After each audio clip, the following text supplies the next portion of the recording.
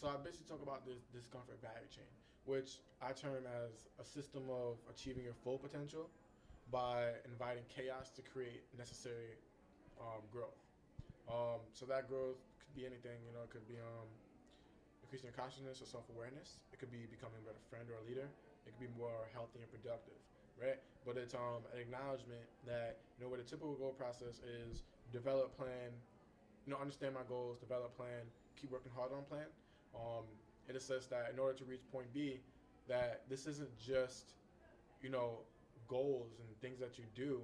This is actually just a reflection of the person that you want to be, you know?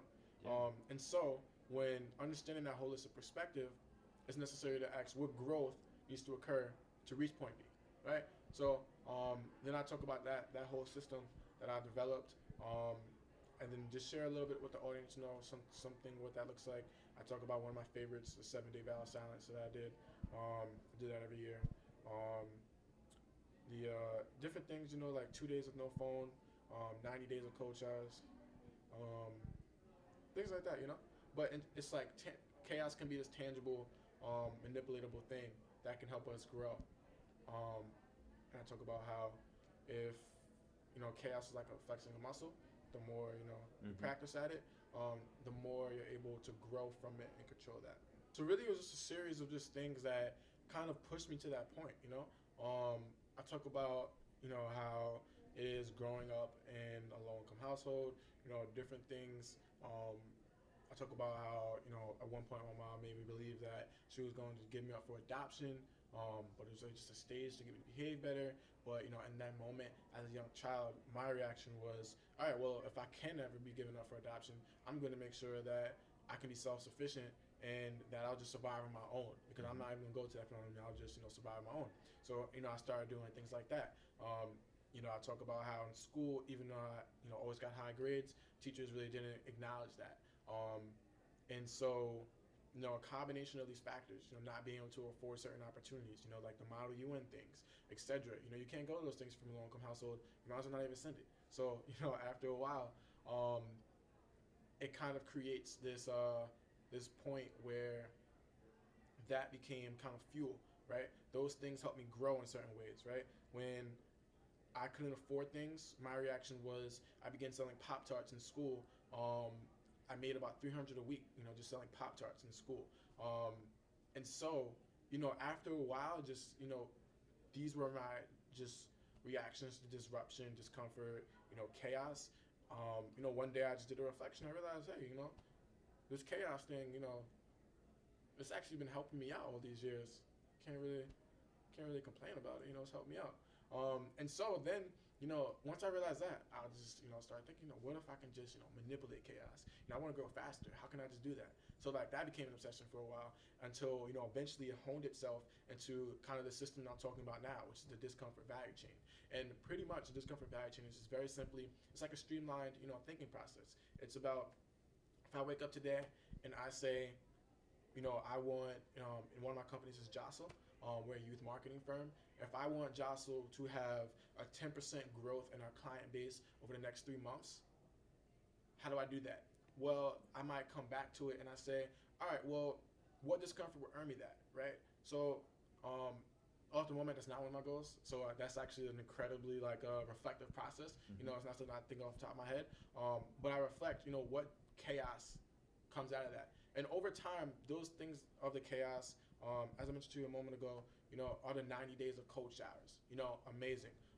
2 days without a phone. 3 days straight of talking to strangers. One designated day a week of kindness. One designated day a week of no complaining. 7-day vows of silences. Living a fear.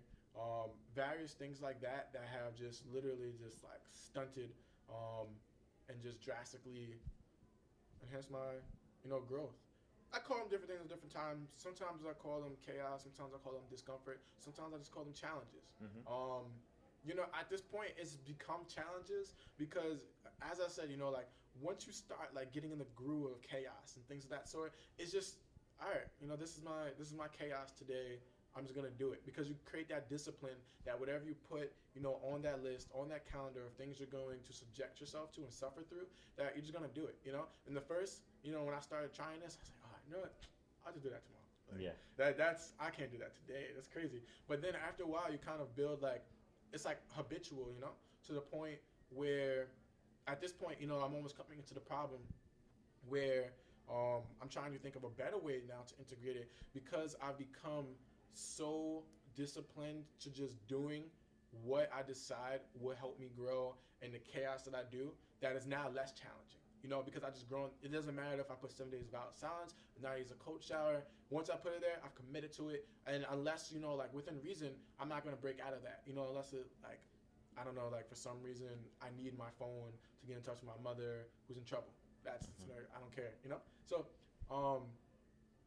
that's what it is for me. It's become challenges, and I think that's what it is for everyone. Again, I really think it's a flexing muscle thing. It's a thing that we may not yet be institutionalized in society, but I think once it has been, it's something very easy to pick up. Honestly, once you've done your first couple of chaos, it just really just becomes challenges. So I think honestly. There's no way that I could like kind of summarize the attitude because there's a lot of things I think kind of like working here. But for me specifically, I think it comes down to one.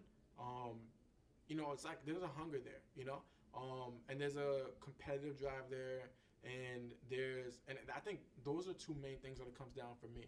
And I really do say for me because I think for different people, they might have the same reactions to chaos for different reasons, right? But for me, I know that two of the biggest reasons is one, that hunger, the fact that I was deprived of those different things while growing up.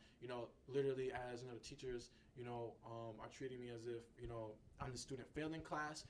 I'm sitting there thinking in my head, mark my words, I will be the smartest kid in this class all year round. That and I made sure that was going to happen. So that kind of hunger of anything that I was deprived of. Oh well. My mom said I couldn't have this toy because we can't afford it. I'm just gonna sell these newspapers over here to everyone I see until I buy my toy. So it's kind of like that, that defiance where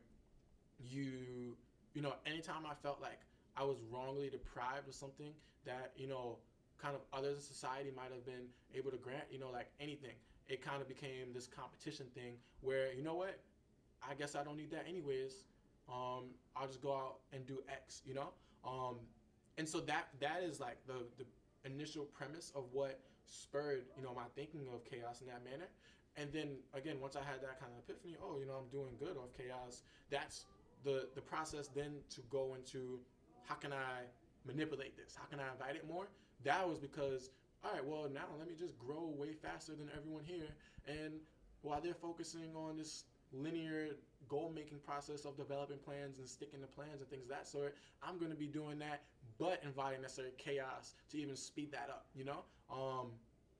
and that's literally the epiphany I had. I realized my companies themselves, Jostle and Recesspreneurs, always did significantly better any time period that I focused on kind of self-development or growing through my chaos. And so eventually I was like, I'm just going to focus on chaos from now on and channel my companies through the chaos that I'm creating for myself. I know for a fact there are individuals who must have similar processes. And the thing that I want to stress is why that became necessary. And for me, I believe that society was just structured in a way where it kind of like holds us down. It makes us very hard to achieve our full potential. Because that's what this all ended up to be. I felt like my teachers were limiting me and holding back from achieving my full potential. I felt like because we couldn't afford things and I couldn't go to the Model UN, I couldn't achieve my full potential. I felt like when I got to Babson, the stark contrast between, my environment, with, a lot of slang, Jordans, things of that sort, definitely a contrast, held me back, barriers and limits. And, I could never feel like, well, these are justified limits, I always felt like these are society-imposed limits. And so the only thing that I think would be necessary to add is that the reason that introducing chaos became necessary was because, otherwise there was no other way to be sitting in front of you right today.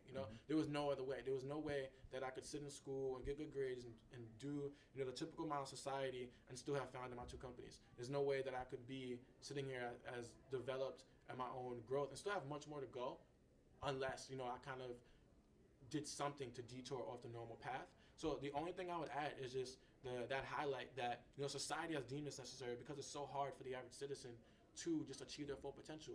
They're stuck in jobs, or they're not getting jobs, and etc.